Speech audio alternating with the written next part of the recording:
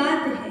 वह शाम को है ढल गया, वह रात से था डर गया, मैं जुगनुओं का यार हूँ, मैं शून्य पर सवार हूँ। आवाज शून्य पर सवार एवा अपना असरदार सरदार वल्लभभाई पटेल पर एक सुंदर मजाનું વક્તવ્ય લઈને આવે છે કુમારી અસ્મિતા ગઢવાણા.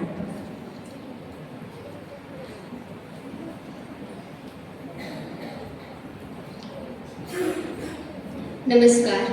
सन्माननीय मुख्य अतिथि Shri doctor CG. Joshi sir, उपस्थित मंचस्थ मेहमानों, आदरणीय प्राचार्य श्री, उपाचार्य श्री, गुरुजनों તેમજ પ્રિય વિદ્યાર્થીની બહેનો, સુદામાપુરી પોરબંદરની પવિત્ર ધરતી પર આવેલી તપોભૂમિ ગુરુકુલની વિદ્યાર્થીની અસ્મિતા ગઢવાણાના શત શત વંદન.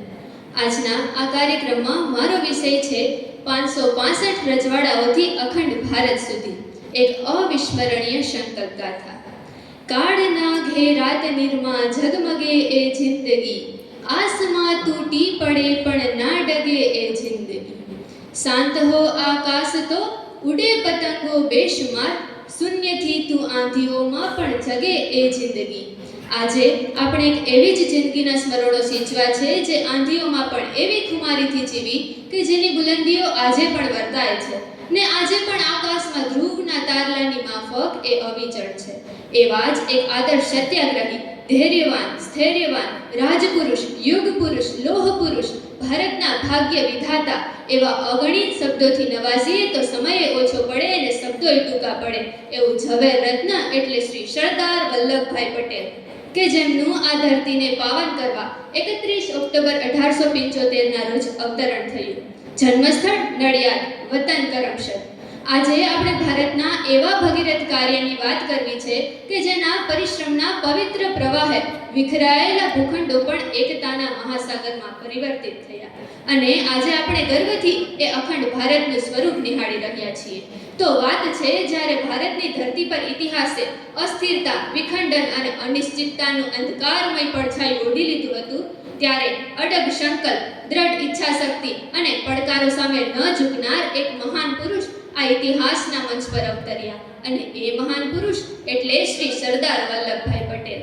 સરદાર સાહેબ માત્ર રાજકારણી નહોતા, તેઓ રાષ્ટ્ર નિર્માણના શિલ્પકાર, અખંડ ભારતના પ્રણેતા અને ભારતીય એકતાના અડગ પ્રતીક હતા. સ્વતંત્રતા પ્રાપ્ત થયા બાદ ભારત સામે સૌથી વિકટ અને સળગતો પડકાર હતો 565 દેશી રજવાડાઓને એક રાષ્ટ્રમાં એકીકૃત કરવા અને એ રજવાડાઓ પોતાનું શાસન, પોતાની સત્તા, પોતાના સ્વાર્થ અને અહંકારમાં જકડાયેલા હતા. આવા વિભાજિત સમયમાં ભારતનું અસ્તિત્વ જોખમમાં હતું.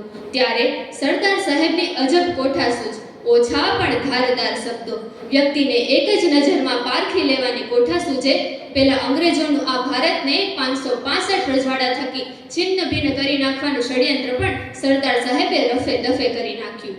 માત્ર 2 જ વર્ષના ટૂંકા સમયગાળામાં 565 માંથી 562 રજવાડાઓને એમ કર્યા અને ત્યારબાદ કડક લશ્કરી નીતિ અપનાવીને જૂનાગઢ અને હૈદરાબાદને આ ભારતીય સંઘમાં જોડી દેવાના મીઠા અને કાશ્મીરી સરકારે સરદાર સાહેબની સલાહ ન માનવાના માઠા.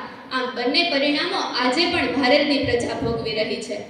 માત્ર 2 જ વર્ષના ટૂંકા સમયગાળામાં સરદાર સાહેબે અખંડ ભારતની ઇમારત ઊભી કરીને અદ્ભુત ચમત્કાર કરી બતાવ્યો. ત્યારે માઉન્ટ બેટનને પણ કહેવું પડ્યું કે એમને તો એમ હતું કે આ વિખરાયેલા ભારતને ફરી એક અખંડ રાષ્ટ્ર બનવામાં 15 વર્ષ જેટલો સમય તો લાગશે, પરંતુ સરદાર સાહેબે આવો અદ્ભુત ચમત્કાર માત્ર 10 થી 15 મહિનામાં જ કરી બતાવ્યો. એટલે જ તો આવા સરદાર સાહેબ જેવા વિશાળ વ્યક્તિત્વ અને વિરાટ જીવનધારામાંથી તો એક આચમન લેવાય ને તોય ઘણું છે. અને અંતે 15મી ડિસેમ્બર 1950ના રોજ અદમ્ય શક્તિઓનો પરચો આપતા અખંડ ભારતના શિલ્પી સરદાર સાહેબ માત્ર 1 જ મહિનાની ટૂંકી માંદગી બાદ મહાપ્રયાણ કર્યું. ત્યારે સમગ્ર દેશના હૃદયમાંથી ગગનભેદી ચિત્કાર છૂટ્યો, અશ્રુઓની ધારાએ હાહાકાર મચાવ્યો, વેગીના વાયુમંડળે ચક્રવાત સર્જ્યો અને પૃથ્વી પોતાના પરોતા પુત્રને પાછો પોતાનામાં ખેંચી ઉઠવા કંપી ઉઠી અને પંચભૂતનો બનેલો સરદાર નામનો નશ્વર દેહ ફરી આ મહાપંચભૂતમાં ભળી ગયો. આત્મા તો અજર અમર છે, પરંતુ નશ્વર દેહનું શું મૂલ્ય છે તે સમગ્ર વિશ્વએ તે દિવસે જાણ્યું અને સૌ એકી અવાજે બોલી ઉઠેલા કે આની ભસ્માંકિત ભૂમિ પર ચણજો આરસ ખાંભી, આ પથ્થર પર કોતરશો નવ કવિતા લાંબી. લખજો એવું કે ખાખ પડી અહીં સૌના લાડ અકવાયાની. અસ્તુ. વંદે માતરમ.